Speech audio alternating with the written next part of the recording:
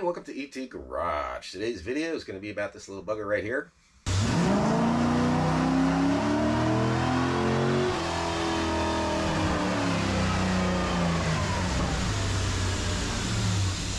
Okay, like I was saying, today's video is about changing out the thermostat. Or at least I think I said that. Anyway, I'm going to be changing out the thermostat. And I know it's been a while since I've done a video on doing any work on the C4, but I just took a break from it. You know, need to change of pace every now and then. I like to travel. And I can't work on the C4 and travel at the same time. But anyway, I've been putting off changing this thermostat for a long time. The one that's in there now is way too cool. Even though it's a 180 thermostat, it's like running down 170 and it takes a while to get there. I'm guessing it's stuck in the open position. But I'll go over these two different thermostats here in a second. Let's go to the bench and I'll show you. Alright, here you have two thermostats. As you can see, there's a difference in design. This is your standard everyday one, and this is your high flow one. I prefer to use the high flow one with my high flow water pump. It just makes sense. Yeah, and what also will happen is without the high flow one, you'll have a lot of pressure build up on the backside. But I am going to go back to the standard one, and the reason I'm going back to the standard one is these work better at controlling the temperature. As far as like this will get up to 180, then drop, then up, then drop, then up, and it'll fluctuate quite a bit. Where this one will hold 180 perfect, you know, unless you're sitting in traffic, of course. And sitting in traffic, your temperature's going to come up, your fans are going to kick on, all that good stuff.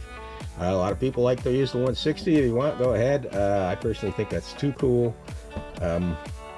There's some debate about when the computer kicks in, you know, the closed loop, and which is actually a lot less than 160. But at 160, I believe, in the stock tune is where your BLM learn takes place. So it has to be at least 160 for your computer to relearn. OEM computers are self-learning. They like cycle like every 20 minutes or something like that. I read somewhere. Anyone who knows, comment down in the section below. But I believe it's 160, at least for the L98s. I'm not sure about newer motors or the LT1s, and I might be wrong. Like I said, that's what the comment section's for. Let people know. But I'm going to go back to this one, plain and simple. And problem with these, like I said, they fluctuate. I've also heard of people complaining these get stuck in the open position, and I think that might be happening with the one that's in there now. We won't know until we get it out. Let's go look at that, and we'll go over what you got to do. Okay, one of the first things you're going to have to do is get yourself a nice clean drain pan. Make sure it's clean, rinsed out. Even though this don't look clean, I rinsed it out and all that. And in the case of the C4 Corvette, or the size of your drain pan, you may have to jack it up like I did. I'll put the drain pan over here somewhere, and then under there is a petcock valve. I will show you that now. All right, I'm underneath the car, and you can see the petcock valve that you need to open on a radiator. You'll also want to remove your radiator cap, so let air in, and then you just unscrew it. Normally you can do this by hand, depending how tight it was put in. See, yep, there we go. And don't unscrew it all the way. You can just reach from up top and get it, usually. And another thing you don't have to do is drain the entire cooling system. Now that's draining, we'll get back up top. Okay, here we are top side. And like I said, you don't need to drain the entire cooling system unless you're going to do maintenance on your entire cooling system, like replace the lower radiator hose, or if you have the KC4 oil cooler, you want to replace those hoses. Now's a really good time to do that, since you got to drain coolant anyway. In my case, I'm just doing a thermostat, so I drained like maybe 1.5 gallons. That should be enough. But when the tune port throttle body sits over the top of the thermostat housing, so that has to come off. Stock, if it's all stock, it'll be different, because like here I have these Allen head screws, stainless steel Allen head screws. The factory one will have those torque bits. You also have the accordion style air tube that goes from the air cleaner to the throttle body, which makes it easier, because then you just unscrew this clamp here, and then you can just fold that accordion style out of the way. Thermostat, I'm pretty sure I can just take that out and move it out of the way, enough to get to the lower bolt. This is also a good time if you're going to do the throttle body coolant bypass. That's a good time to do it. I'm not going to do that. I've considered it. I don't know. To me, it doesn't make any difference. It does keep the IAC valve from freezing up, the idle air control valve from freezing up in the wintertime.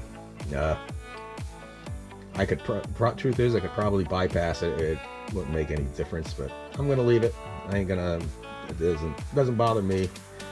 Well, 1-2 horsepower gain you might get out of it. I'll just leave it.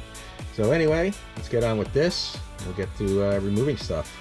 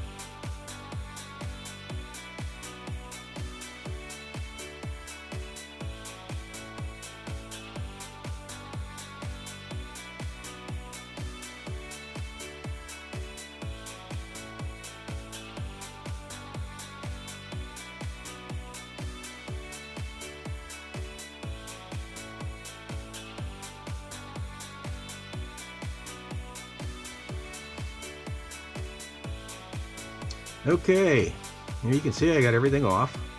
I disconnected the throttle cable, the cruise control cable, the kickdown cable if you have an automatic transmission, or the trans valve cable, whichever you want to call it. And when you have it off, you want to clean your surface. I don't need to do that because my surface is clean, and I use a reusable thermostat gasket, and that's what that looks like.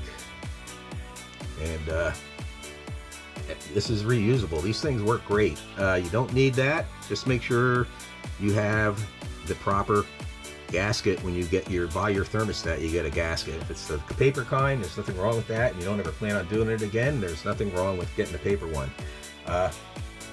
Just use some type of sealant on there, appropriate sealant that's safe to use with coolant, like Permatex number 2 or RTV, whichever one you prefer.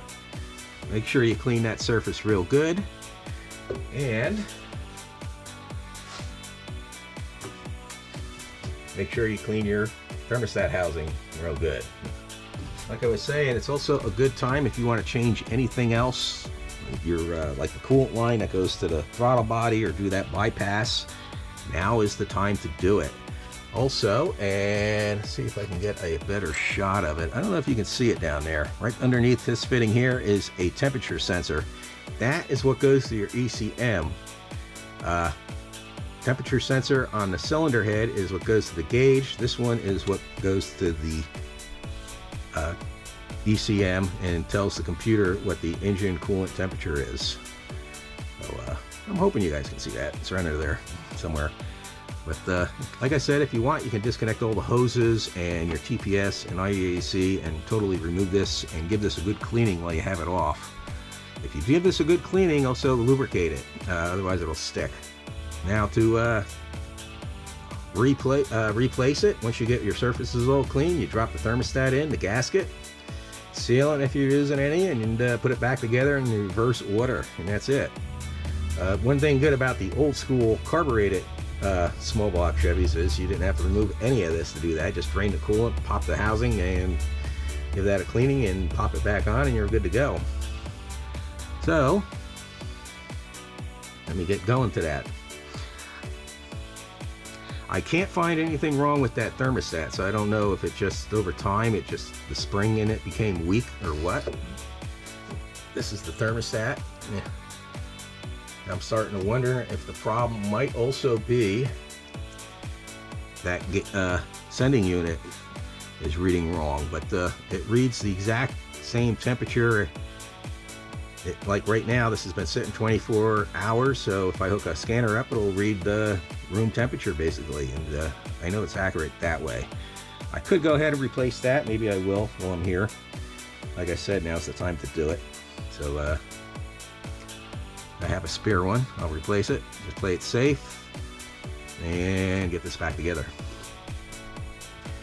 Alright, I already went and removed my sensor. Sorry I didn't film that. And I dropped a socket down there in another world. That's a 3/4 inch socket. I'm now using a 19mm one, because that 3/4 inch socket is down there somewhere and I can't find it. But I replaced this, and I'm glad I did, because this whole top is loose. So like I said, if you're in there, you might as well do anything you can think of. So something to consider. So let's get this back together.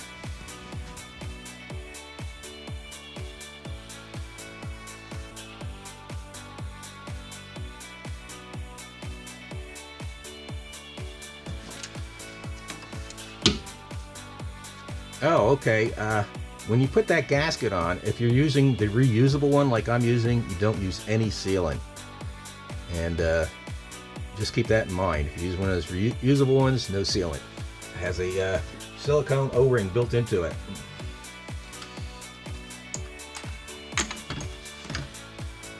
Also, when removing the bolts, if they've never been removed before, you may have to apply heat. Okay? If they're giving you a lot of trouble, apply heat. Try not to burn anything up when you do that. Just be careful. It's the only thing bad about heat.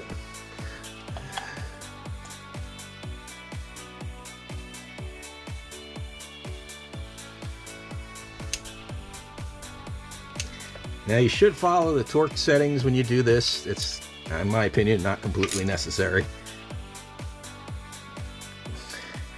If you're not used to doing this sort of thing and you have a torque wrench, go ahead and use the torque.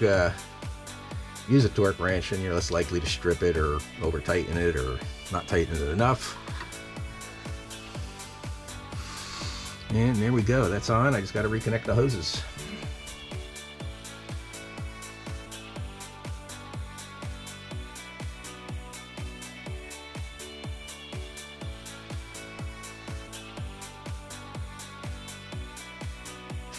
Whew. Okay, it's humid. It's not really hot. It's like in the 70s, but it's humid as hell. It's like it must be 100% humidity. I'm dripping wet. That's why I don't like working in cars here in the summer here in the Northeast. I prefer to leave for the winter time and the fall and the spring. Everything's back together. I need to refill my coolant. A lot of people like to go through a purging process. I think the later LT1 cars had like a little valve that you could open to get the air out of the system.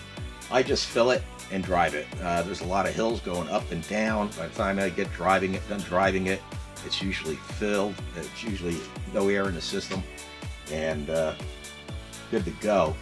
Like I said, fill it with coolant, let it run for a while, let it get up to maximum temperature, fans kick in, make sure nothing's leaking. Try and locate your sockets if you drop any like I did, and I don't know, still don't know where that socket is. It'll probably come off while I'm going down the road, unfortunately. Another thing, when you put your coolant back in, I like to run a little mesh screen and put it into a 1-gallon coolant jug, filter it into there, and then put it in. That's just my way of doing it.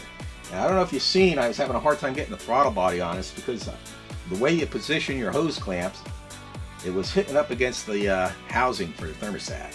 So I need to, like I said, fill this with coolant and get it going. As you can see, that sensor, the end was loose, so that might have been really the problem why I was getting erroneous readings. I find that hard to believe. They usually work or don't work, and then they throw a code. They'll show a code for the temperature sensor, or it should, I think, on OBD1. Correct me down, like I said, comment sections.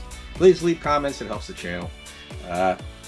Anyway, I'm glad I replaced that. Like I said, while you're in there, anything you can think of, replace. It's better to do it now while your coolant's out and all that good stuff. So I am soaking wet and covered in sweat. I want to get in the house and crank the AC and dry out the air and call it a day. I hope this was helpful.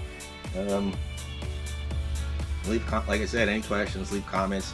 I had someone leave comment about the leaf spring I did. He said he unbolted everything, and the leaf spring wouldn't move. It was still attached. So the only thing I could think is he forgot the 4 bolts or nuts underneath in front of the oil pan. So I don't know. Hopefully he got that off. If he's watching this, please let us know how you made out. But like I said, I'm going to end the video here. I need a break. I'm getting too old for this stuff. Everybody have a great day, and God bless.